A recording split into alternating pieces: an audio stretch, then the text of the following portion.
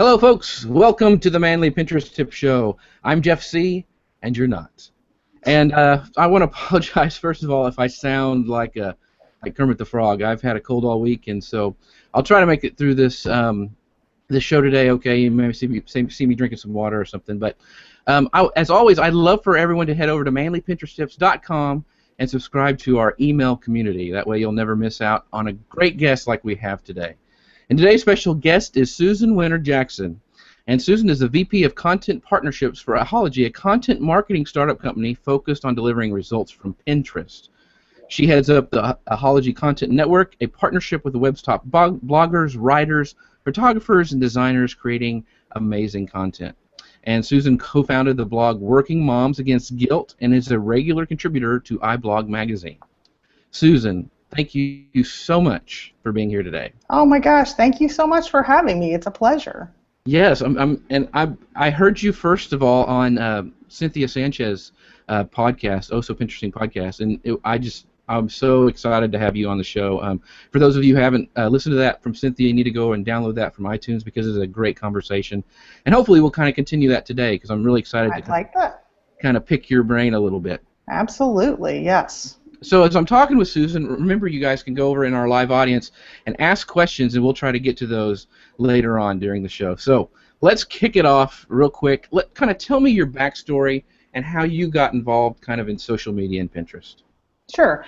So I started out a long time ago, almost before the internet, as a journalist. And so I've always been interested in researching, finding out things, and then sharing it with people. I ended up kind of pivoting into more of a marketing role, so I was in copywriting and ad agencies. And at that same time, I had my first child. And that is when I launched the blog Working Moms Against Guilt. And it was really just, and this is pre-Facebook, pre-Twitter, just a way to kind of reach out and find other women like me that were working moms that were kind of like, oh my God, I had no idea what all this was.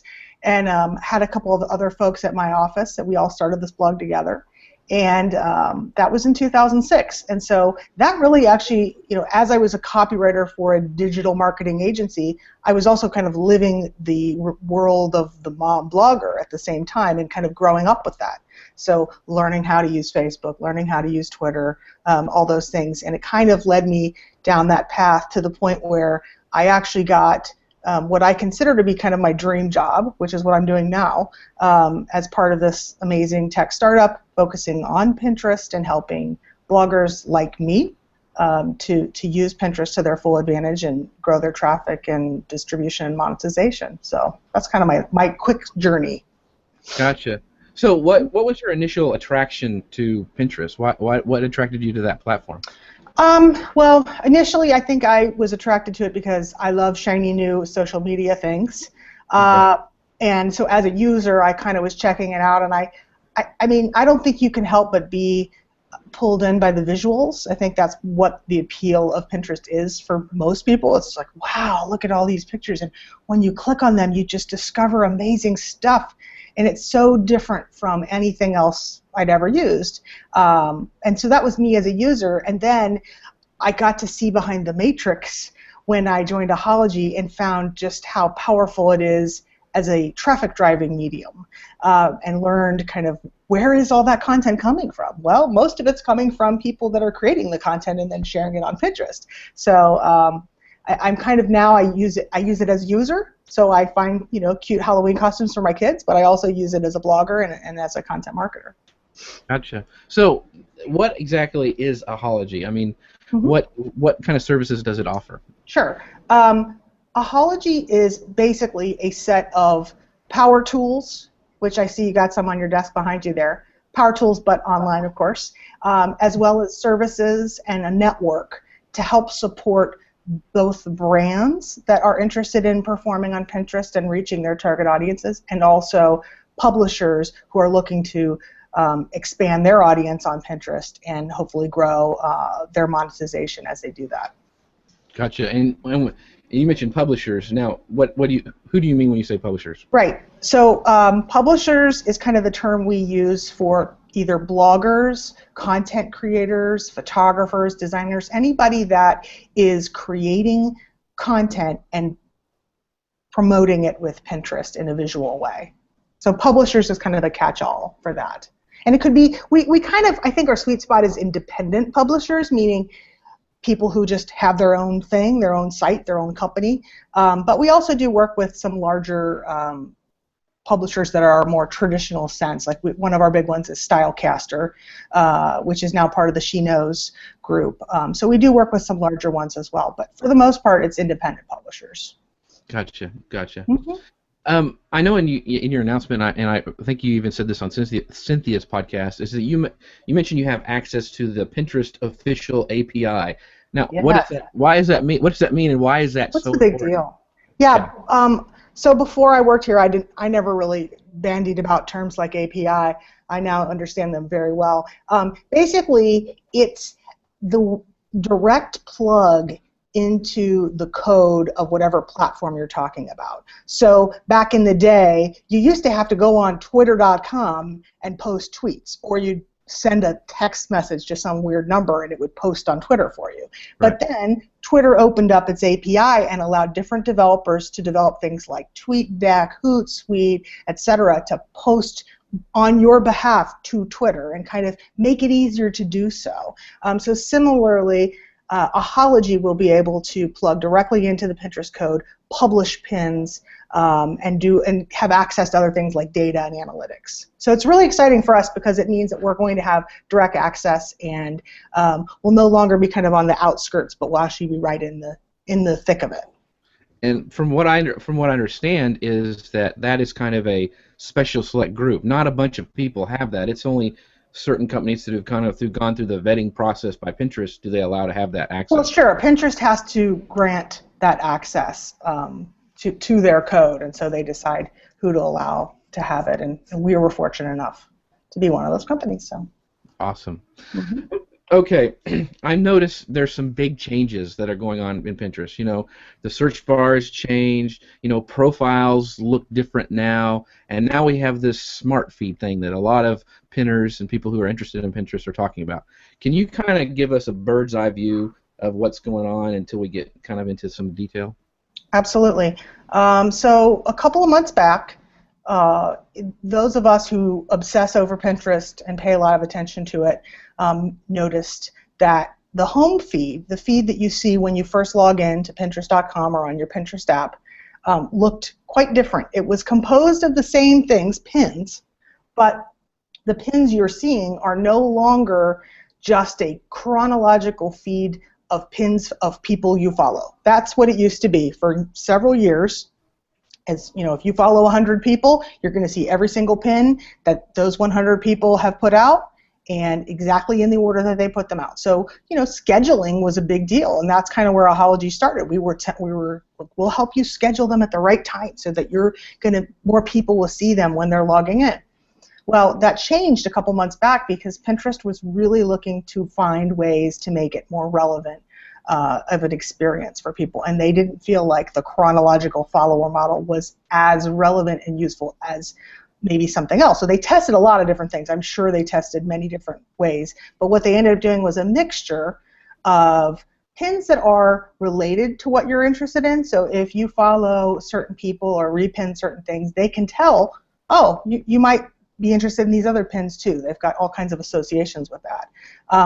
If you ever are doing a search on Pinterest, the guided search, and you click on one of those little subtopics or interests, that actually expresses to Pinterest that, hey, I'm interested in, you know, old cars, classic cars. Right. And therefore, they're going to show you some pins that maybe not be from people you follow, but they're in that interest area. And then finally, they're showing you pins from people you follow. That's not gone away completely, but they aren't necessarily in chronological order, and they aren't necessarily all the pins that are from people you follow. So they might be some of the better performing pins, or the ones they think you might be most interested in seeing. So that's kind of the big shift in the Pinterest, what is now called, they've called it the smart feed. Right, and so the smart feed, from what I'm reading from different people, like I could kind of tell that Cynthia's not a big fan of it. Yeah. I mean, is this a game changer for Pinterest, or how big a deal is this? I don't think it's a game changer. I think it is a game shifter. I mean, game changer sounds awfully dramatic. I think it really feels like one to those of us who either use Pinterest as a content marketing tool or we're just obsessed with it. But for the average user, I don't even think they really notice too much. I think it's just shifting the game, and it's shifting it away from the follower model to more of a smart discovery model.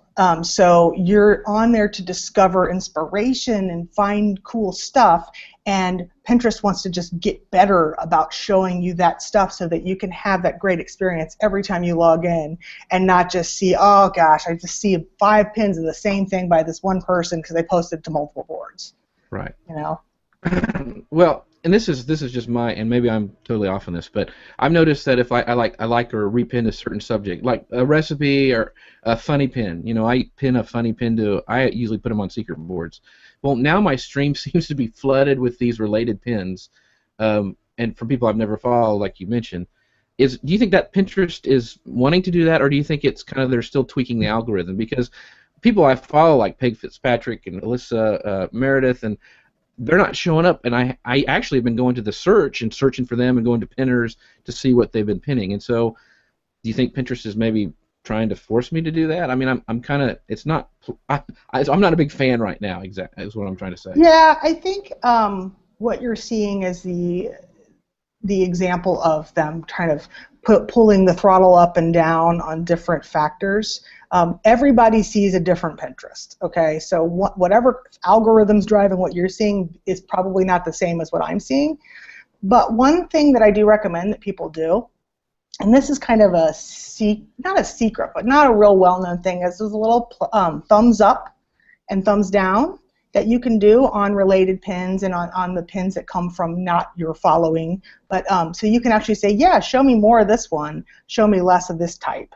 But I agree with you that if the throttle's too strong on, let's say, for me it was Battlestar Galactica. I think I said, I like Battlestar Galactica, and now I see like Cylons all over my feed, right? So it's a little much. It's like, I like Battlestar Galactica, but I'm going to make dinner every night for the rest of my life, so I want to see a lot of recipes. But you know what I mean? So I think that they still have some work to do with perfecting it. So it's an ongoing journey, but I know that they pay more attention to the user experience than anything else. That's what they care about most. Right. So the more users can give them input in different ways, I think the better it'll be for everybody. So. Yeah, don't pin any Doctor Who pins, because then it's over. Might as well delete your Pinterest account and just start over, because they'll just kill you. Yeah. That thumbs ups and thumbs down, is that only on the desktop version, or is that also on mobile? Do you know? You know, I've never tried it on a mobile, actually, so I don't know off the top of my head if it's on mobile or not. Okay, well, I'll look in, because I'm not sure either. So, but but Pinterest is 75% mobile use. So right. If they don't have it on there, I'm surprised, because mobile is the more common use case of Pinterest. Gotcha. Mm-hmm. Do you think there are certain types of, and I'm hoping they are tweaking their algorithm, because because they are always about the user experience, but do you think there's certain types of pins that SmartFeed likes more than others, such like rich pins? Do you think there's any? It's interesting. We've actually done some data analysis on rich pins, and for the most part, rich pins perform better. Now, why that is, we have different theories, but the only time if you're a food blogger or brand and you're trying to drive traffic to your recipes, you might want to consider whether you want to do rich pins for those recipes, because what seems to happen is people see enough in the rich pin that they don't really feel the need to click to go to your full recipe on your site. But other than that, rich pins do pretty well. I think Pinterest likes rich pins and wants them to do well, but I think they also do well just because they kind of catch your eye. They pop out in the feed. They give users a little more idea of what the content's about, so then that makes them want to click.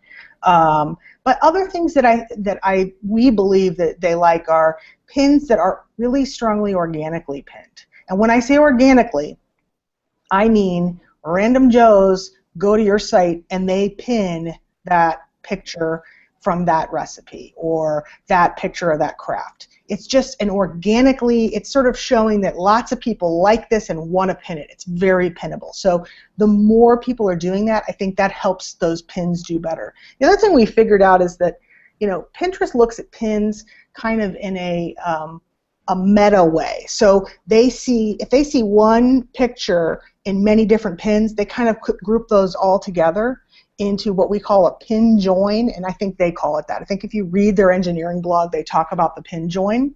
Okay. So the more powerful a pin is when there's lots and lots of pictures of that same thing linking to that same page. So that tells the algorithm, hey, this is a hot one, this is a big one, and so that's going to push it up in the feed. And the other thing that we've learned from our friends at Pinterest is that actually by being an engaged user of Pinterest, and that may not mean that you have 1 million followers. It might just mean you use Pinterest on a regular basis and you follow people and they follow you and you repin things. That also helps your pins actually be stronger in the smart feed. So if you're one of those people that all you ever do is schedule pins and you never get on Pinterest, you might be missing out on actually kind of strengthening the performance of your pins. Gotcha. So that was a lot of words. I'm going to take a sip of my Coke. Sure. Do you think that we should do more, since they like having people pin from your site and multiple people pin for your site? You said that kind of helps adjust the algorithm, saying this is good content. Do you think we should start thinking about, as bloggers and content creators, actually making a stronger call to action on our websites to say, please pin this? Do you think that would help the... Well, yeah, it would help. It's more of a question of how important it is for you to do well on Pinterest. And if you're in a category where Pinterest is very important, then yes. I mean, get those. There's some fabulous Pinterest plugins that you could get for WordPress, for example, that make beautiful custom pin it type buttons that kind of, when you hover over images, that really call it out.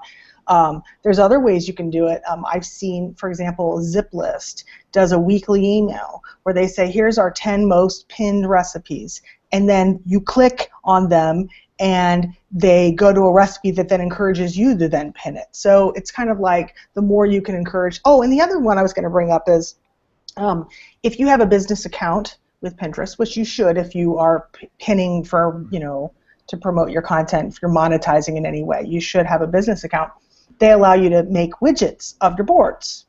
So, for example, if you have an article that's about a specific, you know, type of content, and you have a board that goes with that, you should embed that board, that Pinterest board, right into your content, because that'll encourage more people to pin with you and follow that board, and it's another way to kind of engage your readers with your Pinterest and kind of connect them together. Gotcha, gotcha. Well, we talked a little bit before about, you know, using the search feature. I tend to use that to find the followers that are kind of I'm missing. Well, Peg Fitzpatrick says, first of all, she says hi to Kristen Drysdale. Hi, Kristen and Peg.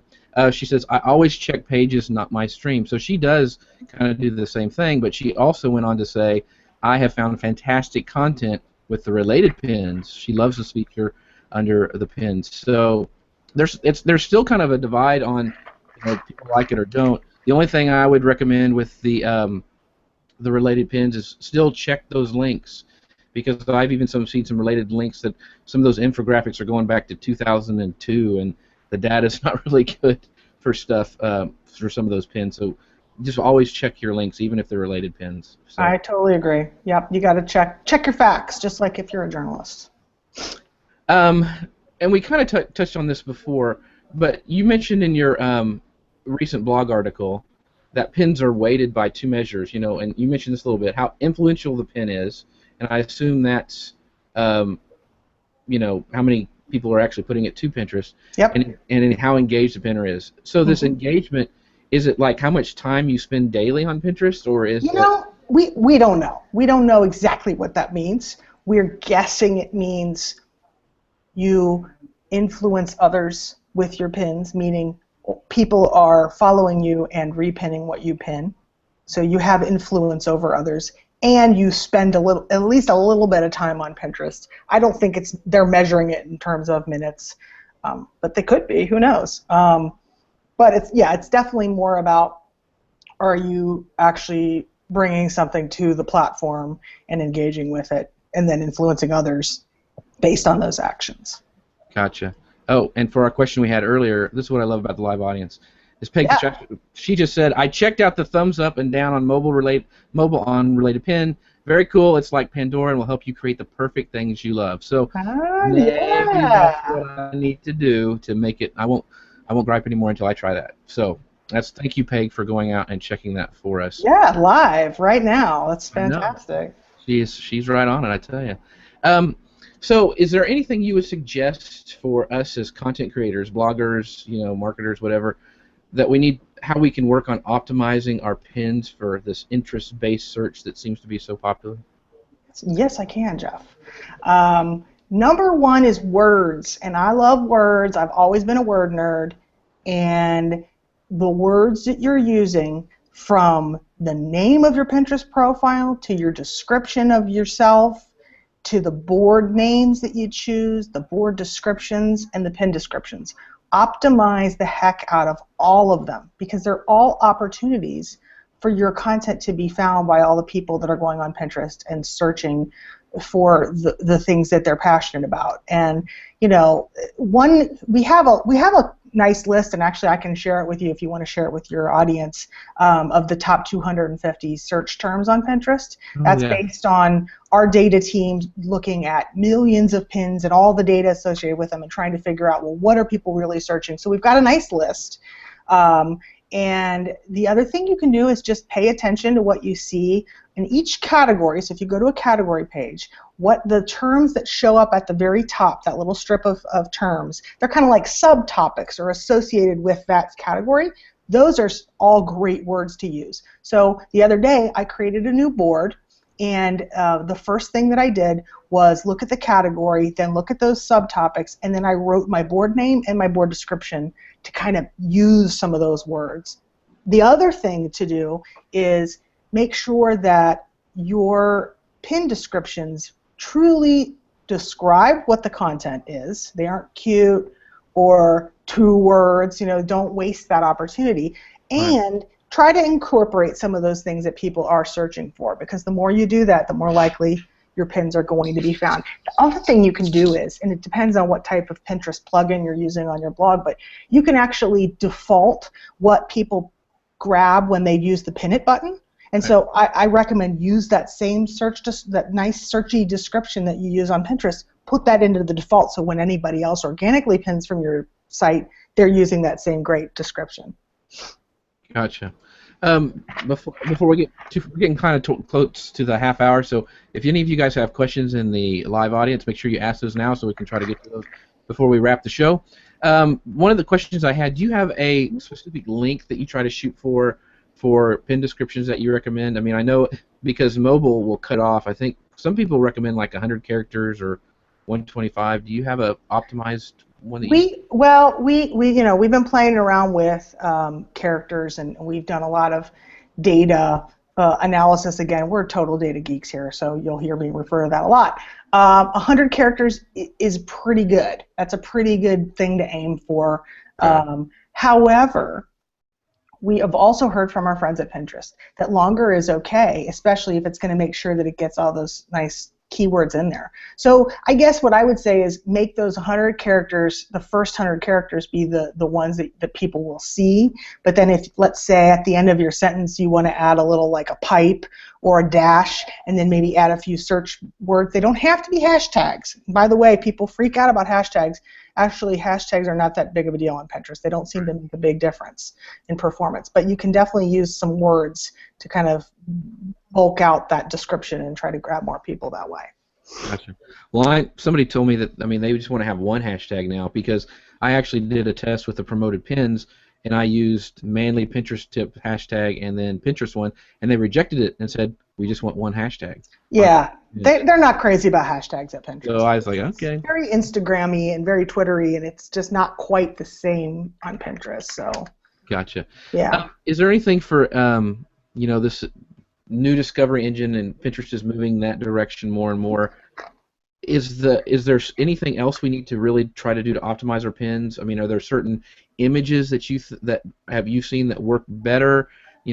Text and the 20% like Facebook. I mean, what do you suggest for like when people sit down to start creating their pins? Well, when you talk about images, first of all, images are super important, and that's kind of a no-duh. But that includes things like the quality of the photograph, if you're using photography, or the illustration, the composition of it. So paying attention to really great composition, great lighting. And then so we find that text overlays do tend to help with click-throughs and performance just because it does kind of pop out. However, there are certain categories where that's not the case. For example, food actually does better without text overlays. And our hypothesis is you don't need it. If it's a great-looking, appetizing image of a meal, you don't need that description. Plus, if you've got rich pins, you've got the name of the recipe there. Another example would be like travel photography or fashion photography. There are certain ones where a text overlay actually kind of takes away from the image. But anytime where the image could be helped with a little text hint, just make sure that the design of that is quality as well. One mistake that I see all the time, and you can still get away with it, but kind of mixing and matching fonts and colors and just overdoing it is a temptation that, especially if you're not a professional designer, you just start to go, wow, look at all these choices I have, and suddenly your pins are just like crazy. The best pins are really simple, elegant, clean. That's going to help you as well, and that's pre and post smart feed. It doesn't matter. Gotcha. And the other thing I'll say is use the image on your post that you actually pin, because you want it to match in that pin join that I was talking about. So the more examples of that same image appearing from that same link are going to help you have stronger performance. Gotcha. Mm-hmm. The other question I was going to ask you was, small businesses, they've heard they got to get on Pinterest and they want to. Do you think it's harder now to get noticed, or are there some things they can do to kind of get there quicker when they first join Pinterest, or is it, I know some people going, I waited too long, I'm never going to be seen on Pinterest now because of all this new stuff. Is there things small businesses can do when they first start? I think the first thing you want to do is get everybody who already likes you, follows you, subscribes to you, whatever the case may be, get them to follow you on Pinterest. Because first you got to just have your loyal fans. And that's a way to just kind of start off the gate. The other thing is, now promoted pins are still in beta, but they're going to be out for everybody fairly soon, I believe.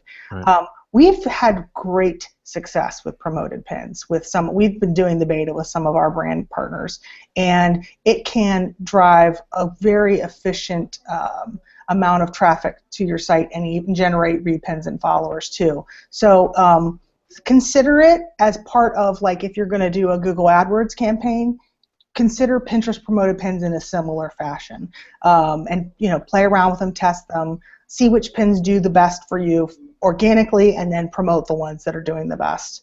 That's a kind of a pretty quick and easy way to have success and performance on Pinterest. Awesome, great tips. Here's a couple more questions I wanted to get from our audience, and this is from Elisa. She says, she's talking to Peg, and says, I do the same thing. Schedule to keep things consistent and pin in real time to keep it real.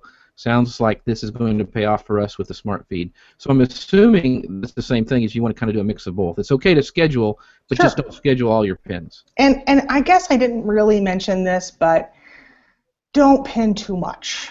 And by that I mean people, I know there are bloggers that pin 100 things a day or 50 things a day to multiple boards, lots of group boards. That is starting to really be penalized by Pinterest. They don't like that. They don't want you to just promote the heck out of yourself with multiple pins. And so what they'll do is just depress the number of people who see them, to the point where people are like, oh my God, I used to get, a million page views a day from Pinterest, and now I get 0. And it's like, it can be extreme. So I do caution people, like, just kind of be aware of how much you're pinning. We recommend, no more than 25 per day total. Scheduled, non-scheduled, whatever. Gotcha. And here's another question from a Kristen. She asks, "Is it better to leave off characters like these?" And she does kind of those. And I would say yes. Just guessing. I don't believe we've ever actually analyzed that, but yeah, I think that they're fun, but I think leave those to your text messages, Gotcha. not necessarily in your pins. Yeah. Gotcha. Um, One of the questions, and I asked this pretty much of everybody who's been on the show, what are some mistakes that you made when you first started on Pinterest that maybe we could learn from? Okay, number one, I pinned horizontal images. I mean, very simple, but like most blogs and websites dominate with horizontal images is what they use. And then you go, oh, I'm going to hit the pin it button, and I pin that image. And horizontal images get much more squished down in the Pinterest feed, and therefore they don't stand out as much, they don't perform as well. So that's one of the first mistakes I learned, was to like make sure that you're cropping images to be vertical, or at least add an image to the post that is vertical that you can pin from. Very common, very easy mistake to correct. Gotcha. And okay, this is the Manly Pinterest Tip Show, and so I always ask this as well. Do you have any advice for guys who are just getting started on Pinterest? What would you tell us to do? Well, it depends on your reasons for being on Pinterest. I definitely would say use the search heavily to search for the categories and the types of content you're interested in. Don't rely on following people from Facebook, because you'll probably end up following a lot of ladies that are pinning things like, you know, fashion or wedding stuff or whatever, the stuff that you might not be interested in. So rather than relying on your friends, I would go more towards the search angle to find the types of content that you're interested in. That'd be off the bat what I would say. Gotcha. And in that report you shared with me, I mean, I was blown away that I guess this 36% men are likely to have joined in the last 6 months than women. So it's starting to kind of even out, it seems, a little bit. And that's really exciting, I think, for brands and men who are on Pinterest. Yeah, I think Pinterest is definitely picking up more interest from men, and we learned that from the study that we did, which is what you're referring to. They tend to be more likely to be single and living alone, more likely to own a home, making more money. So, you know, they've got some leisure time, they've got some extra money, and they're looking for some cool stuff to discover and do on Pinterest. And so I think it's a pretty big opportunity for both marketers and publishers to go after those people and not just assume, well, men don't care. Actually, you might find this interesting, that the most popular categories that men browse on Pinterest are food and drink, DIY and crafts, humor, gardening, and technology. So they are not necessarily the things like cars and motorcycles or tattoos or whatever you might assume. You know, men like to cook too. Yeah. And yeah, make stuff. Yeah. It was very interesting. So, well, Susan, thanks so much for being on the show. I want to know, where can we go find out more about you and your services and Ahalogy? Where can we find you at? Okay, so the best thing to do is to go to Ahalogy, and it's AHALOGY.com. If you are a publisher, then go to ahalogy.com/publishers, where you can learn more about our content network. You can actually join for free if you're a publisher, because we monetize through the brands we work with. So that's kind of our business model. And you can apply to join, and we'll be opening up our content network in the next few weeks. So we're pretty excited to bring a whole lot of new folks into our fold and help them grow.